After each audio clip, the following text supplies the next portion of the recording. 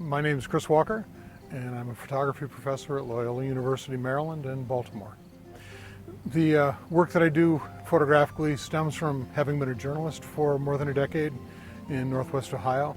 I worked for the Associated Press and Gannett newspapers and the Block News Alliance, which are out of Pittsburgh and Toledo. And my experience with those continuously have me in contact with contemporary culture. I certainly had felt allegiance to Imogene Cunningham and Edward Weston and Ansel Adams and John Sexton and all of those people who did work in that realm. So as I enjoyed their work so much, being in large format using what's called a view camera, I began applying that to my own projects. It was, trying to think, it would have been summer of '99 when I photographed my first grain elevator. And at the end of that summer, my own hometown in Croswell, Michigan, I had found out had just lost its second of 3 elevators, and the third came down a couple of years ago. But I found out it had lost all these, and I thought, I need to start working on a document to have as many of these represented as I can. And to look at these structures, like this one right behind us here, this type of structure was invented in the 1840s, I think. And it very quickly, overcame the landscape in North America. I mean, they're the guardians of the Western landscape. And if we look at buildings such as this, at one time, I think there were roughly 17,000 of them across the country. While the bulk of these went up around 1890 or so, they lasted 100 years, but not so much through planned obsolescence. They no longer turned over enough of a profit to be kept around. A lot of places were still functional, but they weren't making enough money to be competitive in the contemporary market.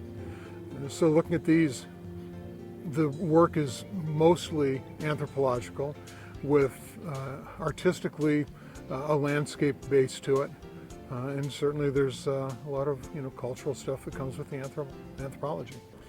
6 Nights a Year is a project that I started in 1989. It's the longest running project I have. In about 2 weeks I will begin my 25th season of that project. So I've been using a view camera, which is 10 inches wide, 8 inches high, the kind that you've seen in old westerns where they pull the cloak up over their head and focus. I've been using that to photograph these old grain elevators, and I thought, why not? So I started going out to fairs with that camera, photographing only with available light, and making roughly half-second exposures of people as they're bobbing around and trying to get them to hold still. And with that camera, because of its size, it requires a different set of lenses in order to bring a normal image to it. And I ended up being able to maintain a fairly wide-angle view that would really establish the setting around where my subjects are, but do that with a telephoto lens, which in part makes your depth of field very shallow.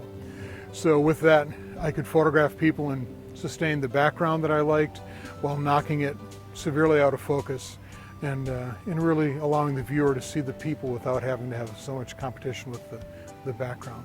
When I started doing the project, there was a lot of technique involved in it, and there still is, actually more now than there was.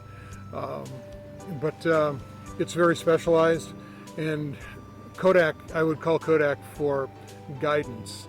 And if I got the wrong person on the phone, they'd say, "Oh, you can't do that, that won't work, that's just impossible." No, it does work, I've been doing it, I just need a little extra help. And they kept turning me away. Finally, 2 guys at Kodak started to trust me a little bit. And as they did, they'd give me a little better advice and I could work a little more.